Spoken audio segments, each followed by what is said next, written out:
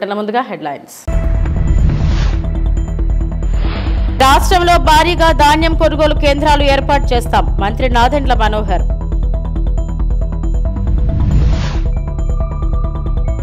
భగవద్గీత సాక్షిగా FBI director గా cache Patel ప్రమాణ స్వీకారం.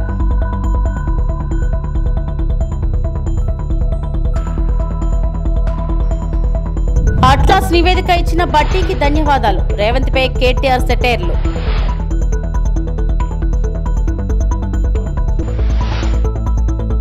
నెల్లూరు జిల్లా సంఘంలో ధాన్యం కొనుగోలు కేంద్రం ప్రారంభించిన అనంతరం మంత్రి నాదెండ్ల మనోహర్ మాట్లాడుతున్నారు.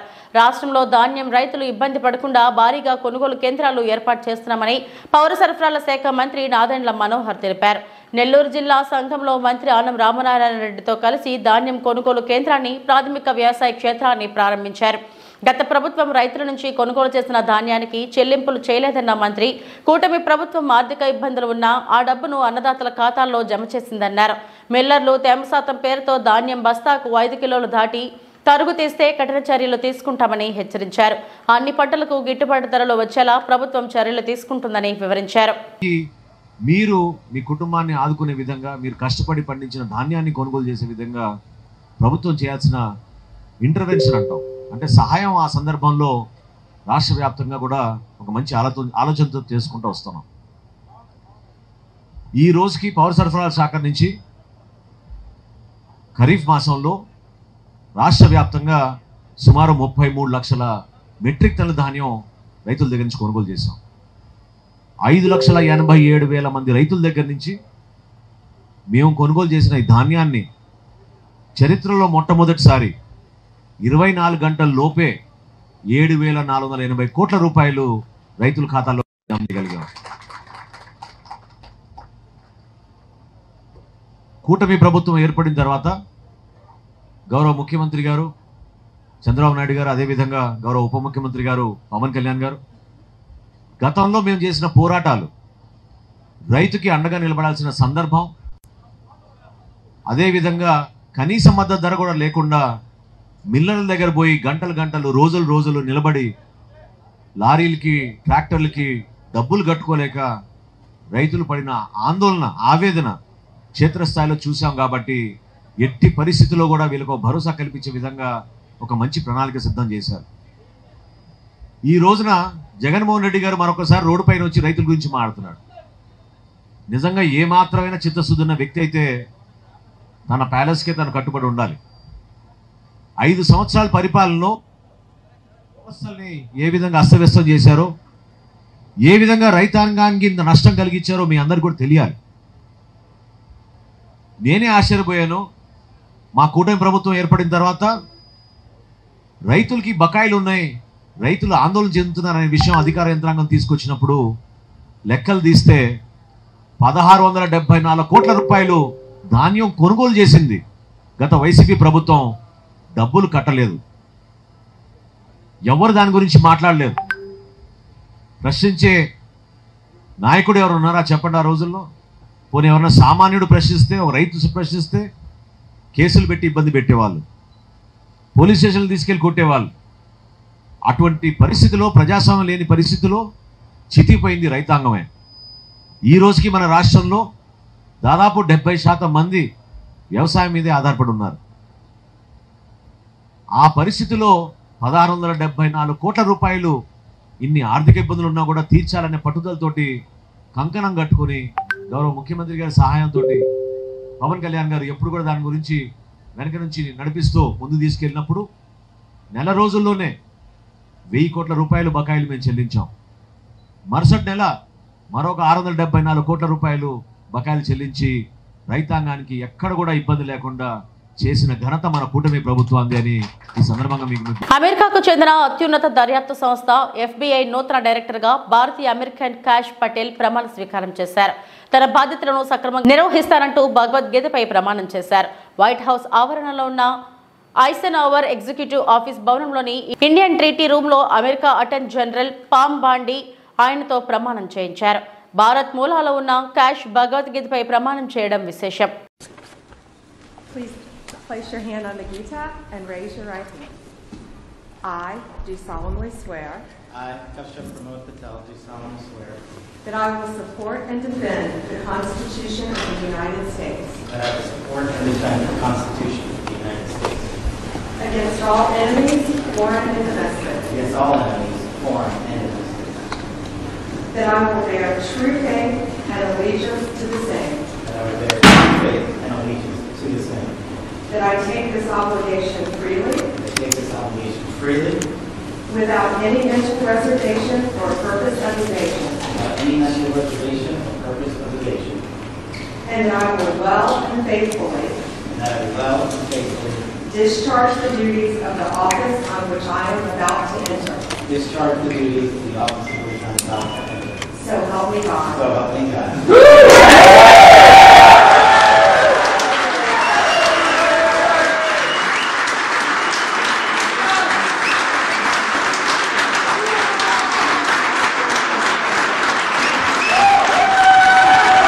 తెలంగాణ ముఖ్యమంత్రి రేవంత్ రెడ్డిపై సంచలన వ్యాఖ్యలు చేశారు బీఆర్ఎస్ వర్కింగ్ ప్రెసిడెంట్ కేటీఆర్. దివాళా కోరు మాటలు మాట్లాడే సీఎం దేశం ఎక్కడా ఉండరు అంటూ ఘాటు విమర్శలు చేశారు. రాష్ట్ర ఆర్థిక పరిస్థితిపై 15 నెలలుగా ఒకటే మాట చెబుతున్నారు. రేవంత్ మాట్లాడే ముందు ఒక్కసారి బట్టి విక్రమార్క నివేదికను చూడాలని హితవు పలికారు. మాజీ మంత్రి బీఆర్ఎస్ ఎమ్మెల్యే కేటీఆర్ తెలంగాణ భవన్లో మీడియాతో మాట్లాడుతూ తెలంగాణ అట్లాస్ నివేదిక ఇచ్చిన బట్టి విక్రమార్కకు ధన్యవాదాలు. ప్రస్తుతం తెలంగాణ అట్లాస్ నివేదికను నెట్ నుంచి తొలగించారు. రేవంత్ రెడ్డి అబద్ధాలను నివేదికలో బట్టి విక్రమార్క ఉతికి ఆరేశారు. ఆ నివేదికలో తెలంగాణ దేశంలో తలసరి ఆదాయంలో నెంబర్ 1 అని చెప్పింది. కేసీఆర్ హయాంలో సంపద ఎలా పెరిగిందో నివేదికలో ఉంది. భారతదేశానికి బువ్వ పెడుతున్న రాష్ట్రాలలో తెలంగాణ ఒకటి. జీఎస్టీపీలో తెలంగాణ రాష్ట్రం 10 ఏళ్లలో గుజరాత్ను కూడా దాటింది. గత 10 ఏళ్లలో తెలంగాణ ఆదాయం సంపద పెరిగిందన్నారు.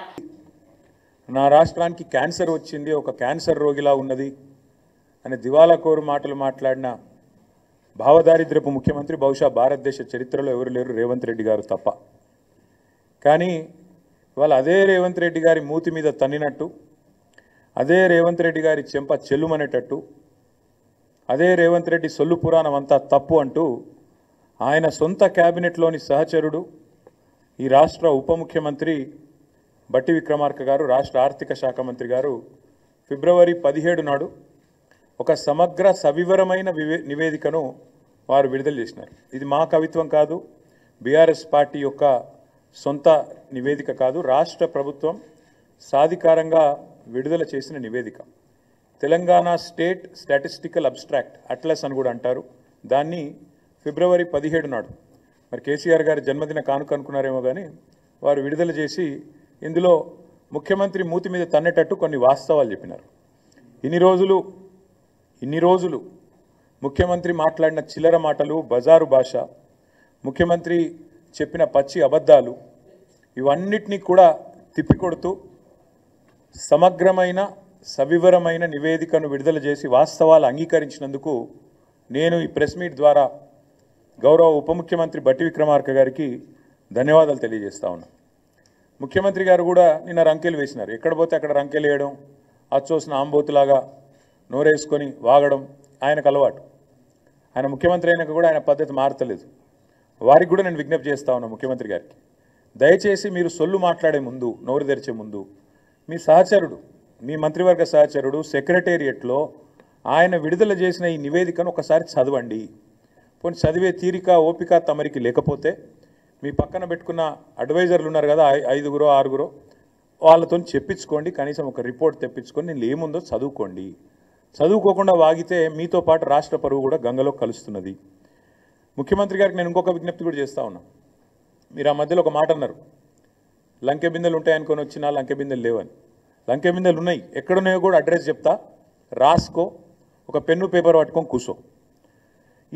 ఈ స్టాటిస్టికల్ అబ్స్ట్రాక్ట్ అనేది ఏదైతుందో ప్రభుత్వం ఎంత దౌర్భాగ్య ప్రభుత్వం ఇదంటే, ఇది వాస్తవాలు చెప్పింది, వాస్తవాలను బయటపెట్టింది అని మేము చెప్పంగానే వెంటనే మరుక్షణమే దీన్ని తీసేసినారు, తొలగించినారు. ఎక్కడికి వెళ్ళి వెబ్సైట్లోకి వెళ్ళి వెంటనే డిలీట్ చేసినారు.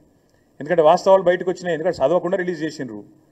చేసినాక అరే అందులో మొత్తం కేసీఆర్ను పొగుడుతున్నదా అని ఎవరో చెప్పినట్టున్నారు చదివిన వాళ్ళు, చెప్పగానే వెంటనే డిలీట్ చేసినారు. అందుకే నేను మా మీడియా మిత్రులను కూడా అడుగుతా ఉన్నా, నేను ఈ రిపోర్ట్ నివేదిక మీ అందరికి ఇస్తాను, మా సోషల్ మీడియాలో నేను కూడా పెడతాను. ఇది మా నివేదిక కాదు, ప్రభుత్వం. అందుకని మేము డౌన్లోడ్ చేసి పెట్టుకున్నాం. ఎందుకన్నా మంచిది, దౌర్భాగ్యులు తీసేస్తారని తెలుసు కాబట్టి పెట్టుకున్నాము. మీకు అందజేస్తాను. ఇందులో ఏముందో చెప్పే ప్రయత్నం నేను మీకు చేస్తాను. ఇందులో ఎంత స్పష్టంగా చెప్పినారంటే, ఇన్ని రోజులు కాంగ్రెస్ చేసిన ప్రచారం చిల్లర ప్రచారం, రాజకీయాల్లో లాభం కోసం చేసిన ప్రచారం అబద్ధం. ఎస్ఎల్బీసీ టన్నెల్ వద్ద జరిగిన ప్రమాదంపై సీఎం రేవంత్ రెడ్డితో పాటు మంత్రులు తీవ్ర దిగ్భ్రాంతి వ్యక్తం చేశారు. ప్రమాద సమయంలో సొరంగంలో ఎంతమంది కూలీలు ఉన్నారనే దానిపై సరైన సమాచారం ఇవ్వడం లేదని, అయితే ఘటనా స్థలానికి మంత్రులు ఉత్తమ్ కుమార్ రెడ్డి, జూపల్లి కృష్ణారావు, ఇతర అధికారులు వెళ్లనున్నారు. ప్రస్తుతానికి ఘటన జరిగిన సొరంగ మార్గం వద్దకి ఎవరిని అనుమతించడం లేదు.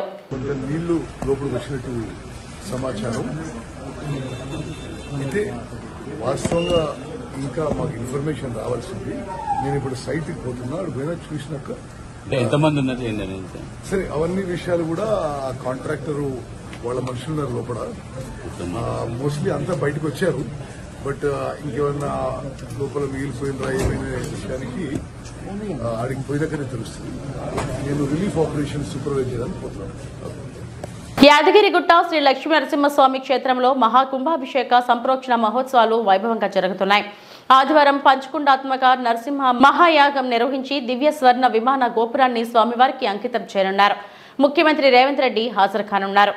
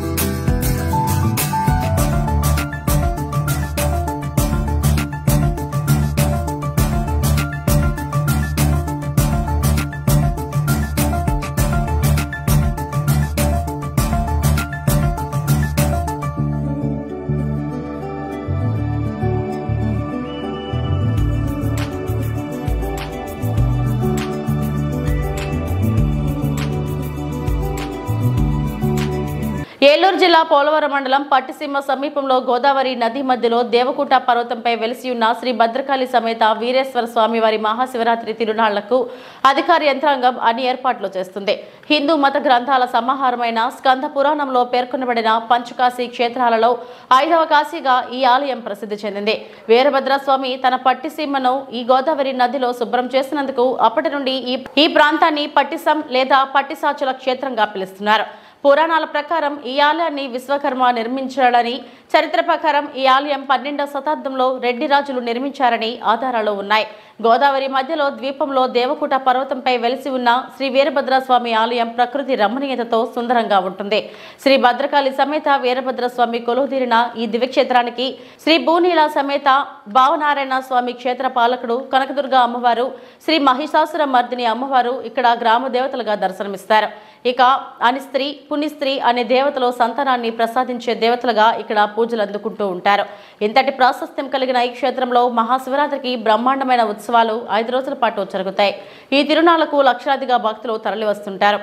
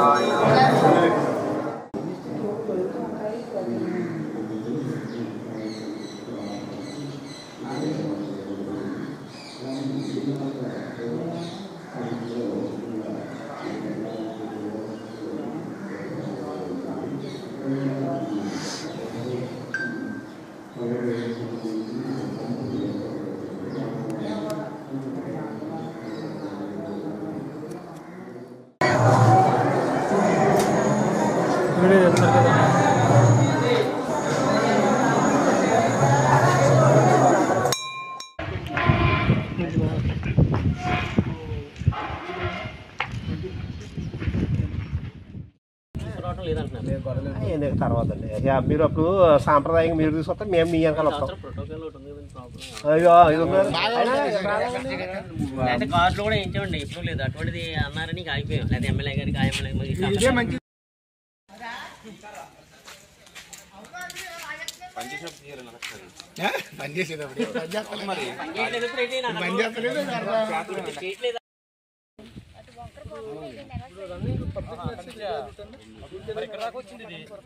అదే కరెక్ట్ అక్కడ లైటింగ్ కరెక్ట్ వెళ్తారా? లైనా అంతే కదండి. అవును, అలా స్ట్రైట్ గా తీసుకెళ్ళిపోతే ఇది కరెక్ట్ మీరు అన్నది. స్ట్రైట్ గా తీసుకెళ్ళి అప్పుడు ఏం చేద్దామంటే కలిపేద్దామండి. ఇక్కడ కలిపేద్దాం.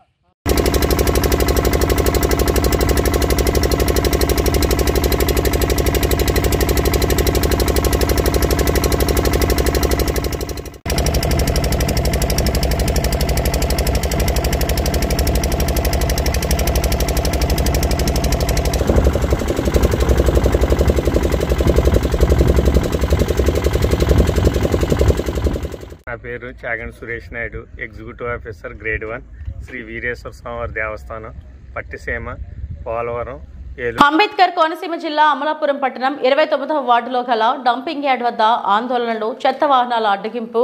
అమలాపురం పట్టణంలో డంపింగ్ యార్డ్ ను తక్షణం తొలగించాలి అంటున్న కౌన్సిలర్లు. మున్సిపల్ పరిధిలో అమలాపురం పట్టణంలో డంపింగ్ యార్డ్ వద్దంటూ ముక్తకంఠంతో తీర్మానించిన పట్టణ కౌన్సిలర్లు అమలాపురం 30 వార్డుల ప్రజలు, నడిపుడి పరిసర ప్రాంతాల ప్రజలు శ్మశాన వాటికను ఆనుకుని ఏర్పాటు చేసిన డంపింగ్ యార్డ్ వల్ల ఇబ్బందులకు గురవుతున్న విషయం కమిషనర్కు తెలిసినా చర్యలు తీసుకోవటం లేదని తీవ్ర ఆరోపణలు. చెత్త తగలబట్టడం వల్ల ప్రజా ఆరోగ్యం క్షీణిస్తున్నా గత కొన్ని సంవత్సరాలుగా చోద్యం చూస్తున్న మున్సిపాలిటీపై ఆగ్రహించిన ప్రజలు చెత్త వాహనాలను నిలుపుదల చేయడంతో కౌన్సిలర్లతో సమీక్ష నిర్వహించిన మున్సిపల్ కమిషనర్ మున్సిపాలిటీ పరిధిలో చెత్తను తప్ప చుట్టుపక్కల గ్రామ పంచాయతీలో చెత్తను వేసేందుకు ఎవరికి అనుమతి లేదని కమిషనర్ వెల్లడి.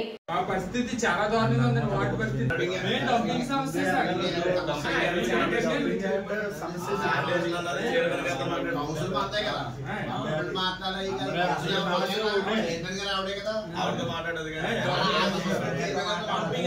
డంపింగ్ అయితే చాలా అధ్వానంగా ఉందండి. మొత్తం 4 వంతుల కాడ నుంచి డంపింగ్. ఇదివరకు ఏంటంటే చుట్టుపక్కల కొంచెలకే కొట్టుకోరండి డంపింగ్. ఏం చేస్తారంటే శ్మశానం దాటేసి అలాగా కార్మిక్ నగర్ దగ్గరలో కొట్టేస్తున్నారండి. ఇది ఏమవుతుందంటే ఆ సరౌండింగ్ అయితే దొరికితే మొత్తం వాటంతా వ్యాపించేస్తుందండి. మొత్తం పిల్లల పరిస్థితి చాలా ఘోరంగా ఉందండి.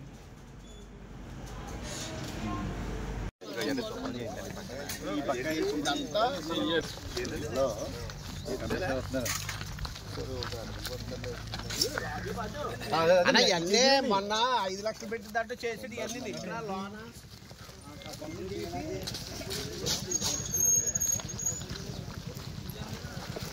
నిన్న ఏదైతే 29వ వార్డులో ఉన్న బర్లీ గ్రౌండ్లో ఈ విలేజ్ నుంచి వచ్చి వేయటం జరిగింది. వెంటనే 28, 29 వార్డు ప్రజలు వచ్చి ఆపడం జరిగింది. ఇక్కడ ప్రధానంగా ఇక్కడ శ్మశాన వాటిక ఉంది. ఇక్కడ ఒక 12, 14 వార్డులు సంబంధించి వచ్చి దహన కార్యక్రమాలు చేసుకునే పరిస్థితి. అసలు ఇక్కడ డంపింగ్ యార్డే ఉండకూడదు అన్నది మా అందరి కోరిక. పోన్లే మున్సిపాలిటీకి సంబంధించి కదా, ఎప్పటి నుంచి ఉంది కదా అని తీసి అలా అనుకుని శాశ్వతంగా పరిష్కారం చేయాలని చెప్పేసి గత ఎమ్మెల్యే గతంలో డాక్టర్ గారి అంతా కూడా విలేజ్లో ఎక్కడన్నా సైట్ ఒక 5 ఎకరాలు చేసి కొందామన్నా కూడా ఎక్కడ విలేజ్లోనే ఇవ్వట్లేదు. అలాంటిది ఇవాళ విలేజ్ నుంచి వచ్చిన చెత్తను తీసుకొచ్చి ఇక్కడ టౌన్లో వేయటం అన్నది చాలా బాధాకరం. ఎందుకంటే ముఖ్యంగా ఇక్కడ ఎక్కువ ఎఫెక్ట్ 2-3 వార్డులకి ఎక్కువ ఉంటుంది. వాళ్ళ పిల్లలు ఇబ్బంది అవుతున్నారు, ఊపిరి ఆడక చాలా ఇబ్బంది అవుతుంది. నిజంగా రాత్రి టౌన్లో నాకే ఇబ్బంది అయింది. నేను రాత్రి వచ్చిన చాలా మంచేమనుకున్నాను కానీ అది పొగ. అలాంటి పరిస్థితుల్లో అసలు మేమే ఇక్కడ ఉండకూడదు, దీన్ని ఏదో శాశ్వత పరిష్కారం చేయాలి. ఏదో బాడీ తీసుకొచ్చినప్పుడు వెంటనే అడవుడిగా కేకలేయటం, మళ్ళీ ఇక్కడ నుంచి వెళ్ళిపోయి స్నానం చేసిన తర్వాత మళ్ళీ దాన్ని ఊసుంటలేదు. ఎవరు మేము కూడా అలాగే నిర్లక్ష్యంగా గురైపోయి ఇక్కడ ఇలాంటి పరిస్థితుల్లో ఇప్పుడు మరి 4 విలేజ్ని పట్టుకొచ్చి ఇక్కడ వేయటం అన్నది చాలా బాధాకరం. మరి కలెక్టర్ గారు మరి ఏ దృష్టిలో మరి ఇక్కడ ఇలాగని చెప్పారని మాకైతే కాదు. మరి కమిషన్ అడిగితే మాత్రం ఇక్కడ ఏదో మిషన్ పెట్టి ఏదో చేస్తామని చెప్పారండి, తాత్కాలికంగా అన్నారు. ఇప్పుడు అలాంటి పరిస్థితి రాకుండా ఇక్కడి నుంచే మొత్తం మేము షిఫ్ట్ చేయాలి, విలేజ్కి వెళ్ళిపోవాలని కోరుకుంటున్నాం ఖచ్చితంగా. ఎందుకంటే నిన్న రాత్రి వీళ్ళే స్పందించారు. ఇదంటే రాత్రి మాకు నిజంగా ఎల్లుగా తెలుసుంటే మా ప్రజలు కూడా వచ్చి రాత్రి కూర్చునే పరిస్థితి. ఎందుకంటే ఇక్కడ ఎట్టి పరిస్థితుల్లో డంపింగ్ యార్డ్ ఉండకూడదు. ఎందుకంటే బాడీని ఇక్కడ కార్యక్రమం చేసుకుంటే ఒక 2-3 గంటలు ఉండాలి. ఎక్కడ చాలా దారుణమైన పరిస్థితి, అసలు వర్షం వస్తే రాలేని పరిస్థితి. మొన్న మా కౌన్సిల్ ఏర్పడిన తర్వాత బ్రహ్మాండ రోడ్డు వేసాం, బాగానే ఉంది కదా అనుకున్నాం. కానీ చెత్త వేయడంతో మొత్తం గుట్ట కింద అయిపోవడంతో అసలు బాడీని తిరగని పరిస్థితి. అంటే మొన్న మా కౌన్సిల్లో క్లియర్ చేయడం జరిగింది. ఇప్పుడు మా గౌరవ సభ్యులందరూ కూడా పార్టీ అతీతంగా అందరూ వచ్చి మొత్తం గంటంతో అందరూ కూడా సపోర్ట్ చేశారు తప్ప ఇక్కడికి ఎవరికి ఏ ఉద్దేశం లేదు. ఖచ్చితంగా ఇక్కడ రిపేర్ చేసి ముందు ఇమీడియట్గా, ఎందుకంటే మా పక్క నుంచి బాడీని అన్నది మేము మోసుకు వచ్చి తీసుకొచ్చేవాళ్ళం. ఇప్పుడు నిజంగా బాడీని తీసుకెళ్లాలంటే మార్కెట్లోకి వెళ్ళాలి కాబట్టి ఒక 1500-2000 రూపాయలు సామాన్యులకు ఇబ్బంది అయిన పరిస్థితి ఇప్పుడున్న పరిస్థితిలో. అక్కడికి బాడీ మీద వెహికల్ మీద బాడీని తీసుకొని కార్యక్రమం చేయడం వల్ల ఇబ్బంది అవుతుంది. అదే మా ఏరియాలో అయితే మేము ఇక్కడ వచ్చేవాళ్ళం. అప్పుడు కోవిడ్ కాడి నుంచి ఇలా కోవిడ్ వచ్చిన తర్వాత బాడీని దాన సంస్కరణ చేయని పరిస్థితి. నేను కమిషనర్ దృష్టికి మా గవర్నమెంట్ తీసుకొస్తే మొన్న 5 లక్షల రూపాయలు కేటాయించారు. మళ్ళీ ఒక 5 లక్షలు కేటాయించి ఇమీడియట్గా ఇలాంటి ఇన్సిడెంట్ ఏదైనా జరిగితే వచ్చి ఇక్కడ చేసుకునేలాగా ఇక్కడ చేయాలని, ఇక్కడ ఉన్న ప్రజలే ఉన్న పరిస్థితిని అందరూ అర్థం చేసుకుని ఇక్కడ పార్టీలకు అతీతంగా కులాలకు అతీతంగా, ఎందుకంటే ఇక్కడ అన్ని రకాల కులాల వారు ఇక్కడ నివసించేవాళ్ళు. ఇక్కడ ఒక పార్టీ సమస్య కాదు, ఇది గ్రామం సమస్య. ఇది ఖచ్చితంగా దీన్ని వెంటనే పరిష్కారం చేయవలసిన బాధ్యత స్థానిక శాసనసభ్యులు ఆంధ్ర గారికి, హరీష్ గారికి, అలాగే జిల్లా కలెక్టర్ గారికి కూడా అందరికీ ఉంది. మా గౌరవ సభ్యులందరూ కూడా ఈ విషయంలో మరొకసారి కూర్చుని ఖచ్చితంగా రాష్ట్రంలో కూటమి ప్రభుత్వం రైతుల పట్ల వివక్ష చూపుతుందని, పచ్చ మీడియా ప్రజలకు తప్పుదో పట్టించే కథనాలు రాస్తుందని అల్లూరు సీతారామరాజు జిల్లా పాడేరు శాసనసభ్యులు మత్స్యరాస విశ్వేశ్వరరాజు ప్రభుత్వంపై నిప్పులు చెరిగారు. ఈ సందర్భంగా ఆయన క్యాంప్ కార్యాలయంలో మీడియా సమావేశం నిర్వహించి రాష్ట్ర ప్రభుత్వ తీరుపై తీవ్ర ఆవేదన వ్యక్తం చేశారు. రాష్ట్రంలో రైతుల పట్ల వివక్షత చూపుతూ ఇచ్చిన హామీలను తొంగలో తొక్కి పబ్బం గడుపుకుంటున్నారని అన్నారు. ఎన్నికల్లో ఇచ్చిన హామీలను సూపర్ 6 ఎక్కడా అమలు చేస్తున్నారని, అబద్ధపు హామీలతో గద్దెనెక్కి రాష్ట్ర ప్రజలను మోసం చేశారని ఆరోపించారు. కాబట్టి ఈ కూటమి నాయకులు చేస్తున్నటువంటి ఇలాంటి దౌర్భాగ్యమైనటువంటి ఆలోచనలంతా కూడా మా గిరిజన ప్రాంత ప్రజలందరూ కూడా చూస్తున్నారు. అలాగే ఈ కూటమి నాయకులు రాష్ట్రంలో ఉన్నటువంటి ఈ చంద్రబాబు నాయుడు గారు కానీ అండ్ వీళ్ళందరూ కూడా ఇప్పుడు పరిపాలన తీరు, ఈ రెడ్ బుక్ రాజ్యాంగం గురించి అంతా కూడా చూస్తున్నారు. మీరు చేస్తున్నటువంటి మమ్మల్ని మోసం చేయాలని చూస్తున్నటువంటి మిమ్మల్ని రాష్ట్ర ప్రజలు గమనిస్తున్నారు. దయచేసి మీ తీరు మార్చుకోండి. ఇక్కడ మా స్థానికంగా ఉన్నటువంటి కూటమి నాయకులు కూడా మీ తీరు మారాలి. మీరు మమ్మల్ని ఏ రకంగా మా 170 యాక్ట్ని మీరు తూట్లు పొడవడానికి చూస్తున్నారు. దయచేసి అలాంటి ఆలోచనలు కూడా మీరు వెనక్కి తీసుకోండి. మేము ఒకటే మా గిరిజన ప్రాంతాల్లో ఉన్నటువంటి ప్రజానికానికి అందరికీ నేను ఒకటే తెలియజేస్తున్నాను ఈరోజు. అయ్యా ప్రజలారా, మీరు మాత్రం చాలా జాగ్రత్తగా గమనించండి.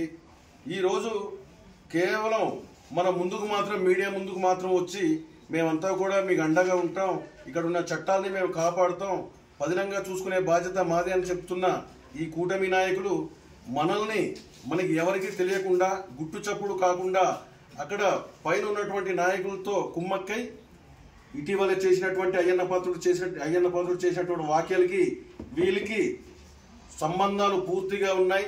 లోపల లాలూచిపడి ఇటువంటి వ్యాఖ్యలు చేయించారు. ఇదేదో మనం పొరపాటున నోరు జారేరు అని చెప్పేసి అనుకోవడానికి మాత్రం ఎట్టి పరిస్థితుల్లో వీల్లేదు. కాబట్టి మనమందరూ కూడా చాలా జాగ్రత్తగా ఉండాలి. వీళ్ళు చేస్తున్నటువంటి ఇలాంటి ప్రయత్నాలన్నింటినీ కూడా తిప్పికొట్టడానికి మనం అందరూ కూడా సిద్ధంగా ఉండాలని చెప్పేసి అందరినీ కూడా మిమ్మల్ని అందరినీ కూడా కోరుతూ ముగిస్తున్నాను. Thank you. పాలిటిక్స్ చేస్తారు. దయచేసి ఈ కూటమి ప్రభుత్వంలో ఉన్నటువంటి నాయకులందరికీ ఒకటే మేము అడుగుతున్నాం, మీకు చేతనైతే రాష్ట్ర ప్రజలు ఈరోజు రైతులు పడుతున్నటువంటి కష్టాలు తీర్చండి, ఈ అన్నదాతలకు అండగా నిలబడండి తప్ప మీరు ఎటువంటి అబద్ధపు మోసపూరితమైనటువంటి పాలన దయచేసి చేయొద్దని కూడా మీకు ఈరోజు చెప్తున్నాం. ఈరోజు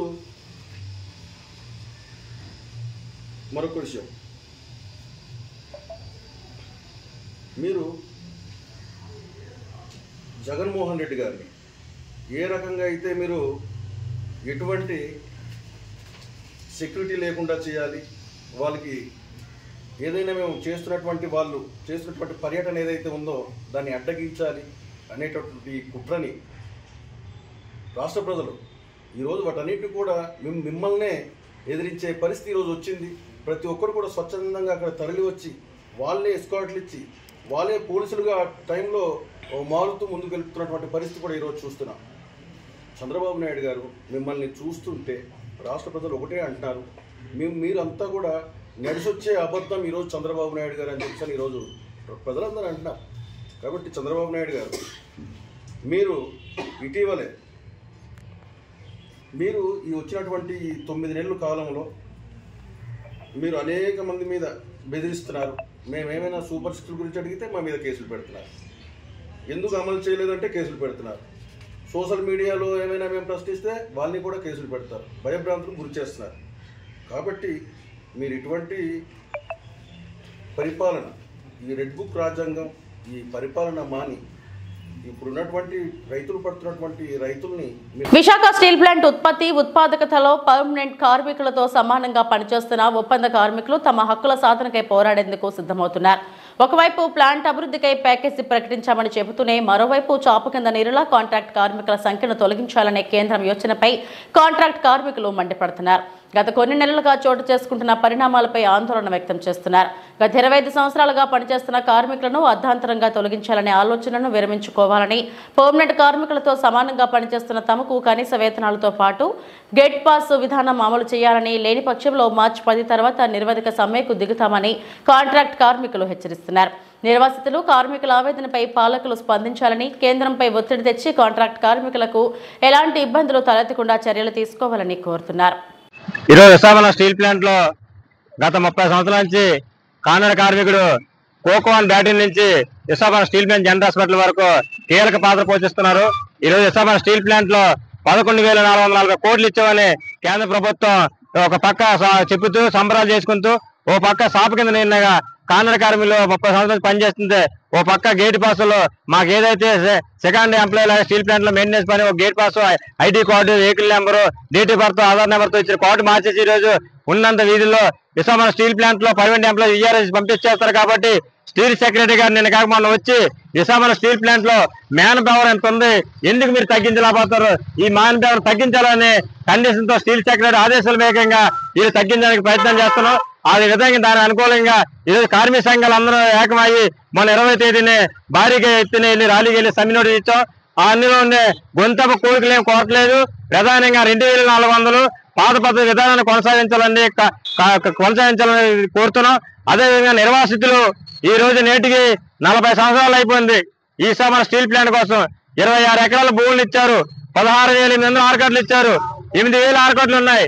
దాంతో పాటు విశాఖపట్నం స్టీల్ ప్లాంట్ లో పర్మనెంట్ ఎంప్లాయీస్కి ఏదైతే కాలాటర్ వస్తుందో ఎంప్లాయ్మెంట్ ఆఫీస్ నుంచి అలాగే మెయింటెనెన్స్ పనుల కోసం బయట జీవో ప్రకారంగా ఒక ఎంప్లాయ్మెంట్ లిస్ట్ వచ్చింది.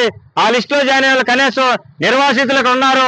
ఉద్యోగాలు తరాలు మారినాయి, ఇల్లు పోయింది, భూమి పోయింది, కానీ నిర్వాసితులను ఎలా తీసేస్తారు? ఇవి ఇప్పటివరకు నా బులెటిన్ అప్డేట్స్. నమస్తే.